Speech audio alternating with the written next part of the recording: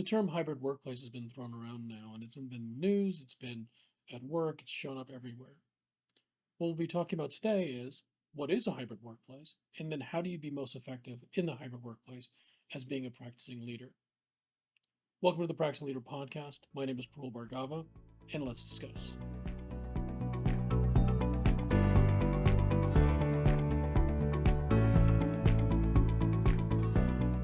A hybrid workplace often includes a scenario where you both have remote work as well as in the office work arrangements. Sometimes employees work from home, sometimes people work from the office. There are several different combinations, different work hours, different times of start times and start dates. All those types of things are incorporated in what is now deemed a hybrid workplace. The hybrid model allows for greater flexibility for the worker as well as for the business. As employees choose what arrangements that they find most productive for them, it makes it so that way they can actually be the most productive at work when they are working. The key to a successful hybrid workplace is making sure all resources are actually available to the employees when they need them, where they need them. We're going to start off and take a look at some tips about how you can be effective and how you can be a better practicing leader when working with folks remotely and working in a hybrid workplace.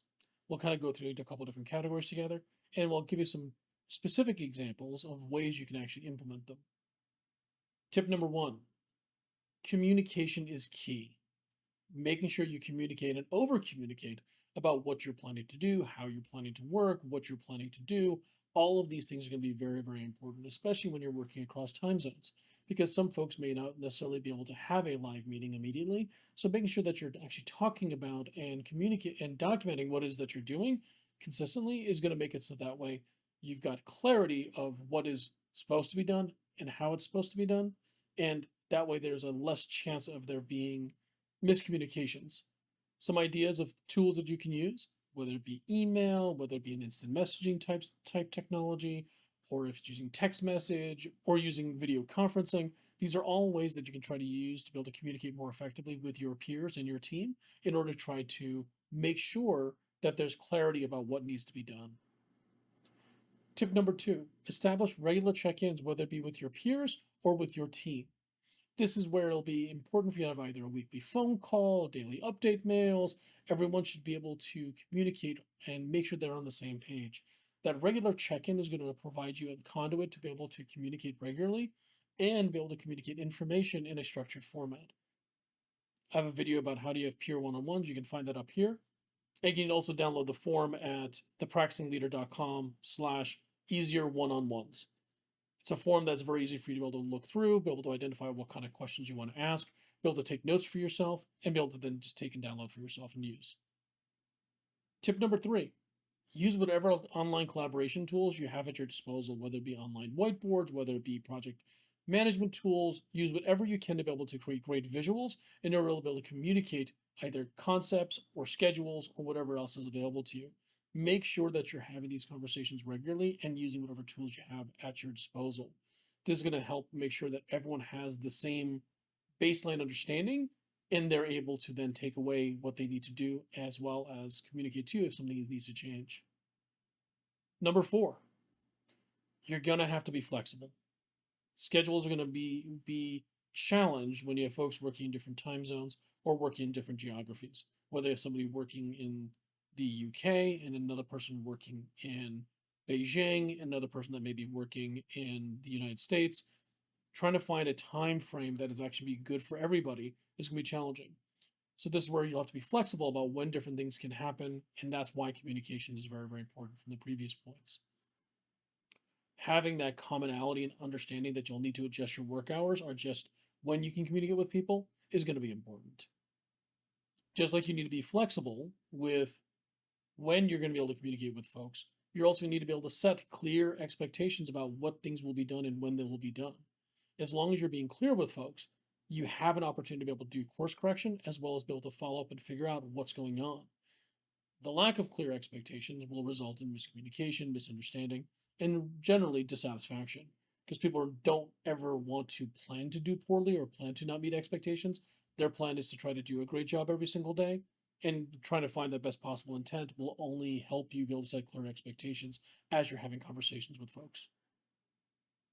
The next tip is setting up regular virtual sessions with either your team, with your colleagues, with whomever, in order to be able to try to build camaraderie with them. This could be either by doing virtual coffee breaks, a happy hour, online games, just getting to know you sessions, but just setting up time that way there's an opportunity both to be able to build relationships with individuals, but additionally to then make it easier for people to want to be able to ask questions because they feel safe in doing so. The way you'll help them feel safe as they get to know you and become comfortable with you, they'll become more willing to ask you questions. So that way you can help them. A way I've actually done this is for my local team, I set up sessions where folks could get together two different times of the day, once early in the week at around 8 o'clock in the morning, and at another time later in the week at later in the day, in order to be able to try to provide an opportunity for people in different time zones to be able to attend.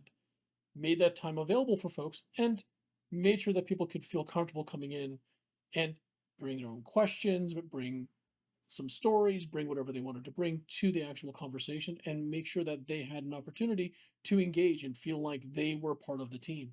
When folks were all working in the office, you would walk around, you would stand up from your desk, talk to somebody else, you'd stop by somebody's office. We're needing to go create that same sense of feeling where you're going and having a conversation with somebody, but you're needing to go create that without the opportunity to be able to quote unquote run into someone while you're going to go get a drink, while you're going to go to lunch, while you're going to go somewhere else. Those opportunities are lost in a hybrid space. So you need to now try to recreate those spaces by providing people an opportunity to be able to get together and have conversations.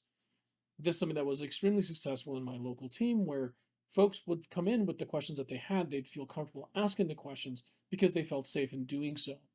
That's very, very important in order to be able to build a strong and cohesive team. That way, folks can feel comfortable in order to be able to get the best results that they can get.